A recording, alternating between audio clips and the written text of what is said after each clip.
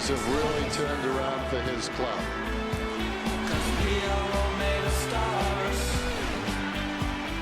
What a year he's having, Mark Thompson, the coach of the Cats, and he's been good enough in his very busy schedule to join us here on Before the Game.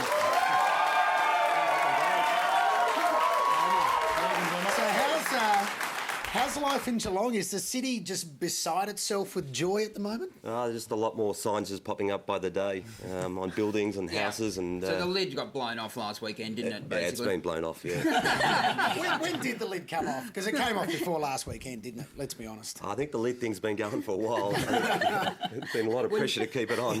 When you win a final by 100 points, there's no more lid. It can't be. Mark, tell us a bit about watching last night. Is it the kind of game that has a coach rubbing his hands and saying they're smashing each other, it's extra time, I'm loving this? It was an extraordinary game because you're not really knowing who you're playing, and that was the hardest part. Obviously, just watching two teams a lot harder than watching one, and it was a close game, and it was a great game to watch. And in the end, I didn't care who really won, but it was just an exciting game to watch. And is this the exact time when a week off, as your boys have had, as you've had, you said you had a lot more sleep, it just is invaluable? Yeah, we'd like to think so.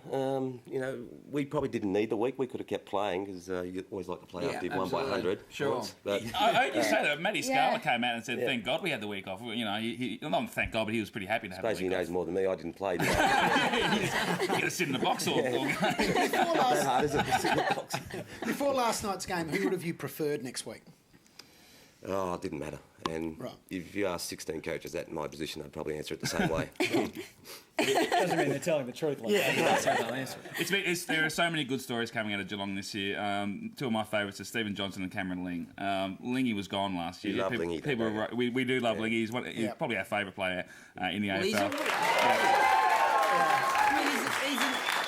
He's an inspiration to all redheads that you can make it, just when they're becoming extinct, Lingy is fighting for the cause. No, but Lingy's great. Well, they were into him, weren't they? Yeah. And he's just going to adapt. I just told him at the start of the year that everyone was writing him off, and people don't really know him, know how hard he is and how committed he is and dedicated. And you put him on the best player every week, though, don't you? Basically, their best on ball. You just say, "Lingy, do the job." Nah. And has he let you down this year? I don't do it. He comes in and says, "I want him." Really? Yeah. So. Wow. So he's at home just looking at it and going, "Yeah, I want him." Yeah, we had a meeting this morning, and he already knows who he wants to play on. Who's that? Dane Swan. Dane Swan. Nothing short of Dane Swan. Sealed. Nothing. Yeah, you said it. What if he came in? What if he came in one week and said, "I want to play," on the bloke who plays on the bench? He wouldn't do that, though, would he? He doesn't like going to the bench.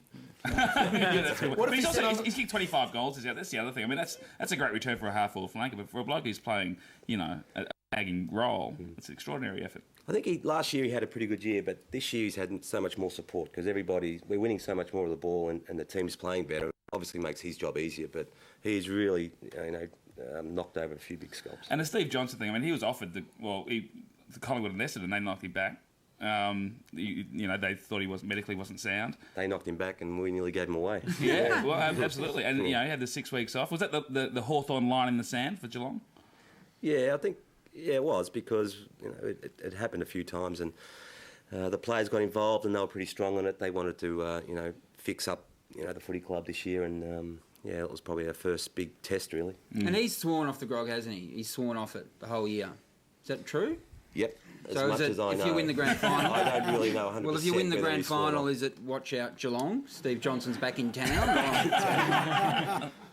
I'd hate to think what's going to happen. Yeah. Look, he should be entitled to have a few drinks, but if he doesn't want to, that'd be great. And he'd probably have to... if he did have a few, he'd have to sort of watch what he'd done if he haven't drunk for six months. Yeah. Have the leadership group made any special pledges in the last sort of 6 or 8 weeks at all about what they're doing or not?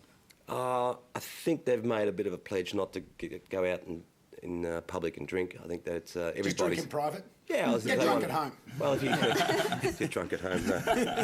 But if if you have one beer out in public in Geelong, it's as good as someone saying, he's had a dozen. So I think they've been pretty committed to that, and you can just tell the way they've been pulling up from games that they're on.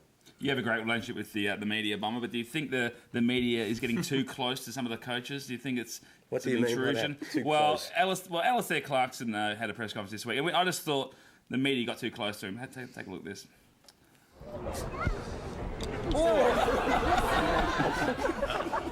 Did you guys get that? Too close, I think. Is that a microphone? That is too close, yeah. Oh, yeah, well, you laughed then, but afterwards he headbutted it.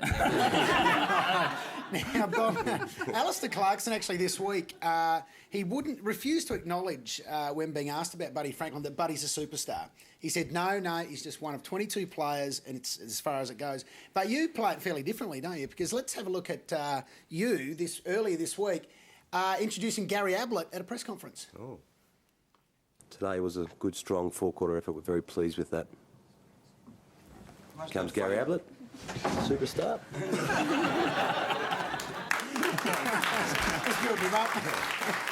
Well, I think Buddy is a superstar too, and Alistair probably doesn't want to say it, but I think everybody recognises that he is, and so is Gary. And the other young superstar you have, NAB Rising Star, Joel Selwood. I mean, what an amazing debut year. Fantastic. It's just, you just couldn't believe, we couldn't believe as the year progressed, that a young kid could do the things he's done. And But he's so hard for a youngster as well, isn't he? As hard as nails. Yeah. Is that what you were going to say, Hutto, was it? No, what